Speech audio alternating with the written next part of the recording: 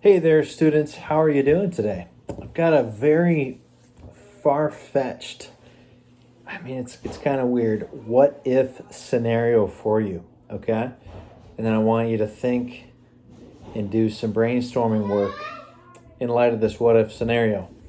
And very importantly, you'll probably hear my children making noise in the background. That's all part of this. So, I want you to imagine that the world was struck by a pandemic. And that pandemic made it so that school could no longer take place in school buildings. School had to be done remotely. So students and teachers had to interact via distance measures like the phone or email or Google Classroom or whatever. And yet, of course, time didn't stop. And so for these months of remote learning, emergency remote learning, you might call it, students just had to do their best. They had to make do with the circumstances of not being able to visit school. And also, since it's a pandemic and, people are contagious and stuff, across the world, there's also these laws that a lot of businesses are shut down. So, like, for example, you can't go to coffee shops. You can't go to libraries. You can't. There's limitations on which parks you can use and stuff like that. So you're really constrained to like your living environment, your apartment or home or wherever you're at. You're constrained to do the learning there. Okay. Hey, Dean, could you pause on that for a minute? Just a minute? Okay, you're a totally awesome guy. All right, so that those are your limitations. This is your far out what if scenario. It's far out, right? So, if that happened, and for many of us it did, what would effective learning strategy look like in that scenario? What would it look like? Here, I'm going to give you some specific prompts to think about and discuss or write down, okay? And I want you to think about your situation, your living environment. This is unique to you, all right? And the more specific you can be here, the better. So first of all, obviously you're not going to work on learning 24/7. There's going to be certain times in the week, certain times in the day that you do the work of learning, and certain times in the day that you do life, you do chores, you do entertainment, you do exercise outside, etc. Okay? But when you do that learning, what does the best possible environment look like? So for example, I'm in this office/playroom environment in my house. My little guy is right there. This is kind of the best I've figured out so far, but maybe there's some things that I could do, like putting a chair by the door and writing on it, "Do not disturb," so that my kids who can read know, hey, dad's trying to do some learning right now. He needs to focus. What types of things could you do that you control to make the optimal learning environment? What technology would you want to be accessible? And what technology would you want to be inaccessible? So like, for example, I typically take my phone and I keep it in another room when I'm trying to do learning because my phone is more distracting than anything. Maybe you've got a video game system or something like that. How could you minimize the distraction of that in the environment, the physical environment that you use to do learning? Things like noise reduction. How could you reduce distracting noises? Like, is there anything in your home environment that you could use to plug your ears? Is there anything that you could use to block out noise? Like, for example, maybe some earbuds with some music. So I want you to brainstorm as many specifics as possible for shaping the environment within which you do the learning in our crazy what if scenario. Okay? What's that environment like? What specific moves to use to shape the environment? Okay, that's the environment cluster of questions. Second cluster of questions. What's the ideal schedule like?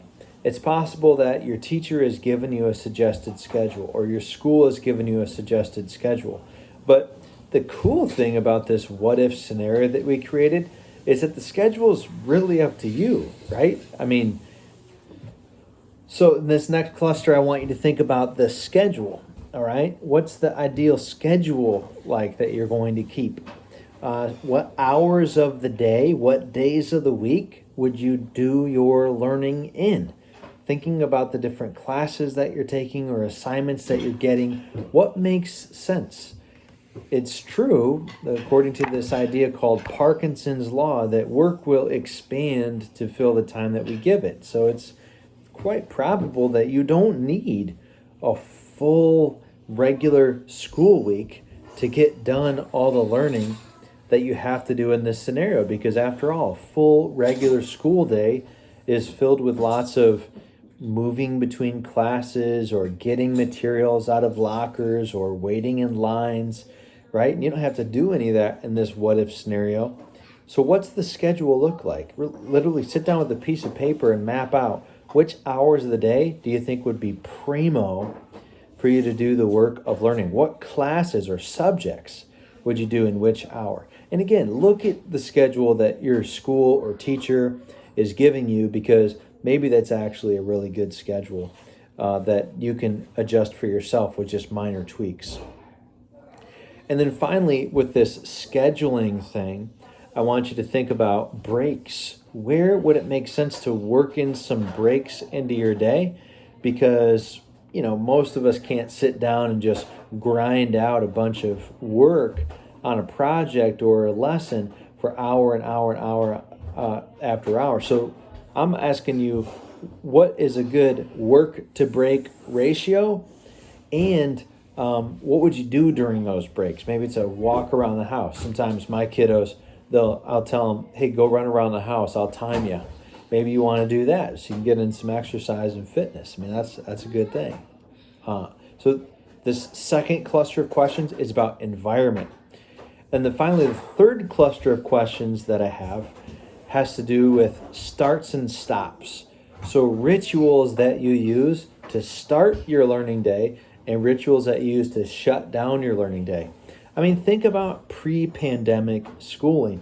Pre-pandemic schooling, you've got, you maybe wake up, you brush your teeth, you get on the bus, you go to school, you grab breakfast, you go to your first class or homeroom or whatever, right? You see this teacher. So that's your ritual normally for starting a day of learning in pre-pandemic school. Well, and during pandemic school, what's your ritual going to be? You get some creativity here, right? Maybe there's a certain YouTube channel that's inspiring and you're able to just watch one daily inspirational clip before you start. Maybe you like to check in on your Google Classroom and write down on a piece of paper all the assignments that you have to do for the day. Maybe it's sitting down with a planner for the day and the hours of the day listed on that planner page. You're just going to write down what work you want to do where. What's your start ritual? Maybe it's some type of meditation or prayer or reading practice to just get yourself centered on the things that are most important to you. What are your start rituals for a day of learning? And then the other part of this question cluster is, what are your end rituals? How do you shut down so that you feel fully free to go into the rest of your day and enjoy it for the other things that it has to offer? So maybe it's, one thing I like to do is just write a little report to an online community that I'm a part of. Hey, here's what I accomplished today. Here's how it went. Here's what I learned. It's pretty fast. Here's what I want to start with tomorrow. It's quick. It's a 5-minute activity, but it really helps me to make a shift inside of myself from work mode to just chill mode. So 3 question clusters. What's the physical environment like? How are you modifying that? Obviously, you can't build an extra room onto your house or apartment or whatever, but within your control, what's the environment? Be specific. Schedule. That's the second cluster. What are you doing to schedule? Be specific here. Write things down. Make a little planner for your week. And finally, start and stop rituals. What things would get you motivated to do the work of a day's learning, and what types of things will get you processing the day and then moving out of it into the rest of life. And if there are other question clusters, there probably are, share those too. We want to become experts at this new what if scenario that is actually here. We might as well make the most of it, right? I hope that you're having a great day. Look forward to hearing what you come up with.